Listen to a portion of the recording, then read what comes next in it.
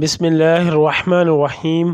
السلام علیکم ورحمۃ اللہ وبرکاتہ۔ رب ارحمہما کما ربیانی صغیرا، اے میرے رب میرے ماں باپ پر اس طرح رحم فرما جس طرح انہوں نے بچپن میں مجھ پر کیا تھا۔ ماں کی دعا۔ حضرت موسیٰ علیہ السلام نے ایک دفعہ اللہ تعالیٰ سے پوچھا کہ جنت میں میرے ساتھ کون ہوگا؟ ارشاد ہوا فلاں قصاب ہوگا۔ آپ کچھ حیران ہوئے اور اس قصاب کی تلاش میں چل پڑے۔ وہاں دیکھا تو ایک قصاب اپنی دکان میں گوشت بیچنے میں مصروف تھا۔ اپنا کاروبار ختم کر کے اس نے گوشت کا ایک ٹکڑا کپڑے میں لپیٹا اور گھر کی طرف روانہ ہو گیا۔ حضرت موسیٰ علیہ السلام نے اس قصائی کے گھر کے بارے میں مزید کچھ جاننے کے لیے بطور مہمان گھر چلے جانے کی اجازت چاہی۔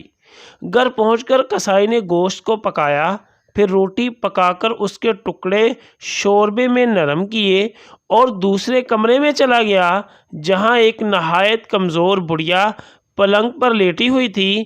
قصاب نے بمشکل اسے سہارا دے کر اٹھایا اور ایک ایک لقمہ اس کے منہ میں دیتا رہا۔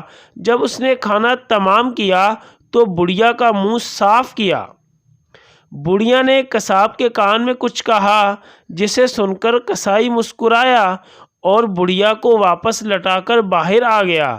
حضرت موسیٰ علیہ السلام جو یہ سب کچھ دیکھ رہے تھے، آپ نے قصاب سے پوچھا یہ کون ہے اور اس نے تیرے کان میں کیا کہا جس پر تو مسکرا دیا؟ قصاب بولا اے اجنبی، یہ عورت میری ماں ہے۔ گھر پر آنے کے بعد میں سب سے پہلے اس کے کام کرتا ہوں۔ یہ روز خوش ہو کر مجھے دعا دیتی ہے کہ اللہ تجھے جنت میں حضرت موسیٰ علیہ السلام کے ساتھ رکھے، جس پر میں مسکرا دیتا ہوں۔ بھلا میں کہاں اور موسیٰ کلیم اللہ کہاں؟ یا اللہ، خاندان اہل بیت کی سچی محبت ہمارے دلوں میں راسخ فرما۔ یا رسول اللہ صلی اللہ علیہ وسلم، ہمارے ماں باپ اور ہماری آل اولاد آپ صلی اللہ علیہ وسلم پر قربان ہو۔